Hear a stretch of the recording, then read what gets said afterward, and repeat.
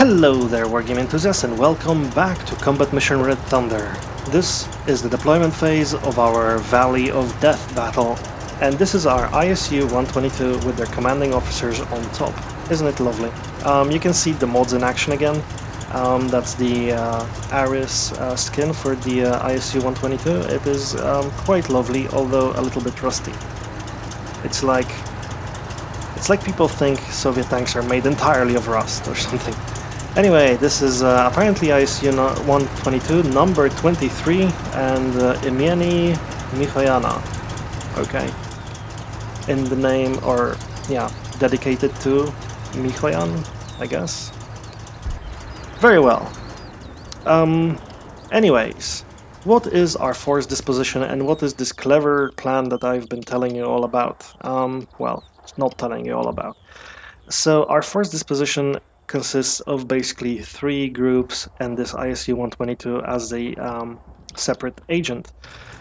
So our main part of the group, our main force, consists of 5 T-34 85s. That's 1 platoon and 2 command vehicles, and they have their tank riders on top. They are set up in a panzer keel formation right there, you can see that, which hopefully will prevent them from getting into traffic jams as they have to move up rapidly. But generally speaking, this is our main assault force, and their main role and main purpose is going to be to take the village, and after taking the village, find places to hide so that they are not engaged by the enemy at long range.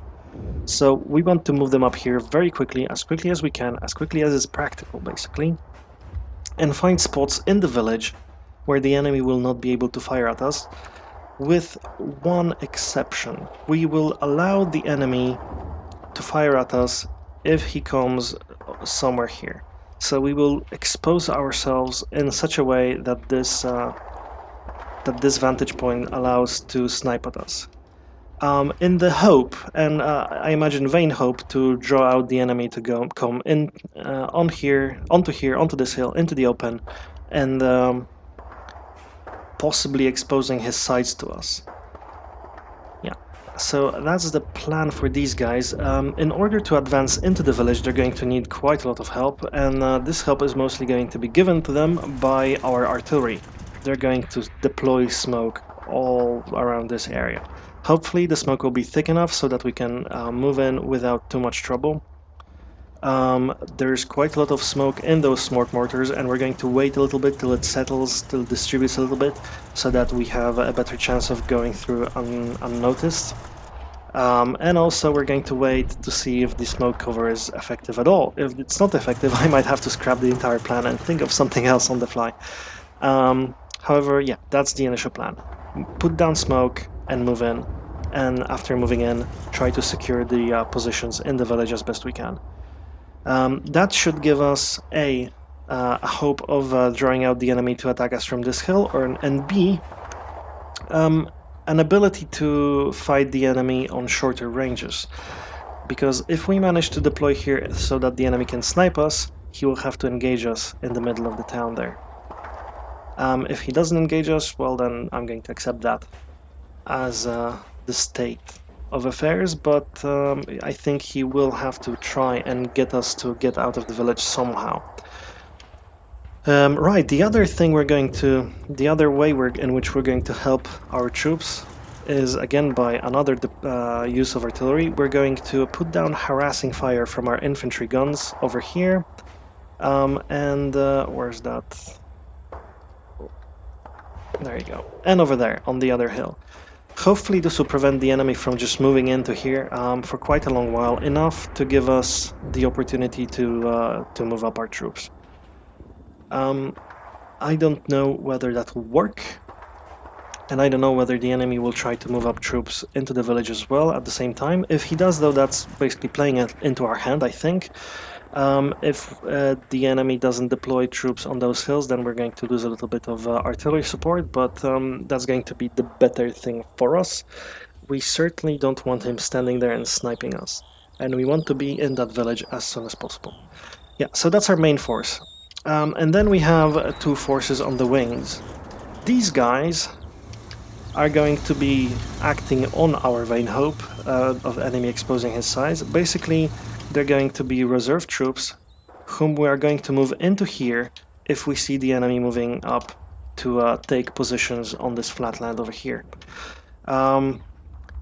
These guys are going to have to employ some sort of hit and run tactics because they can't really take a hit.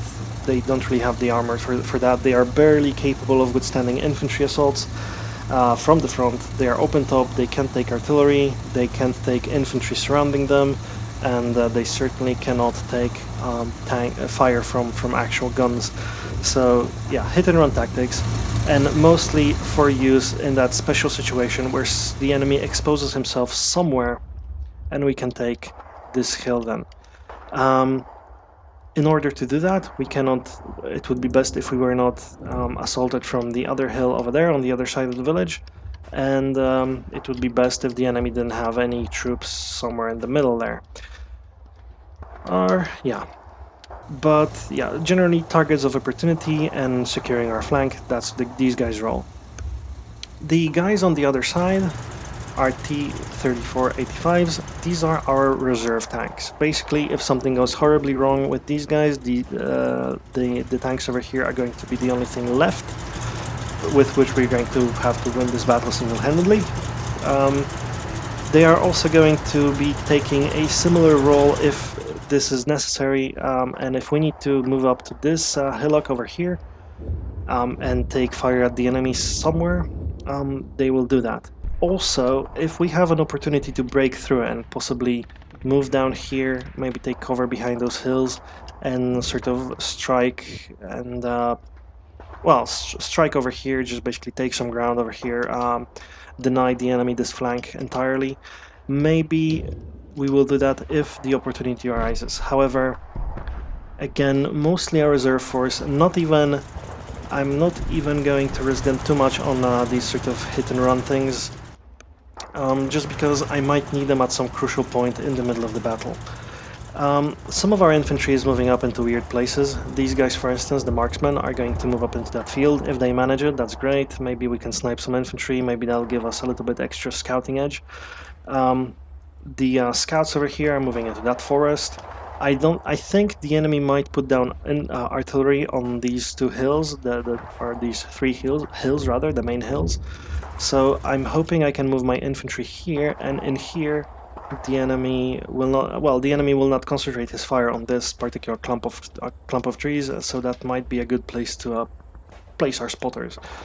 These guys, they're half of a squad of tank riders. They're going to be placed into these woods over here for the same reason. They have a pair of binoculars, so they can also spot something. The other half of their platoon is over here, or of their team is over here, waiting for something to do. On this side, we've got a sniper team. The sniper team is going to move up into this clump of trees over here, so a little further again. Again, trying to find a slightly better spot to fire from, to fight from, and to just see enemy units from whatever.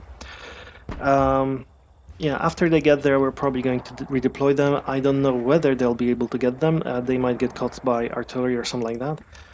These scouts are going to take this position, and this position is kind of obvious, so I think the enemy might put down artillery fire over here. So we're not going to move these guys all the way up there. Actually, let's move them back a little tiny bit as well. Just go back. There we go. Just a little tiny bit further back. If we see that the enemy is putting down artillery here, we're going to move them even back, stop them probably halfway or something like that. There's no need for us to risk them under artillery fire. I think the enemy is not going to shell those places forever. I'm also hoping the enemy will concentrate some of his fire on the middle there, and that would be great, because we don't have anything set up there or anything planned for there. The ISU-122 is going to be our problem solver, like I said. If we spot heavy armor, something like that, maybe tigers or whatever, we're going to try and use this tank as the solution to the tiger problem. But currently I don't have any plans for it as of yet, which is actually, you know, I mean, So I actually thought quite a lot about this plan, and it looks very simple. Basically, move up our tanks into the middle bit as soon as I can, and the rest just wait and see.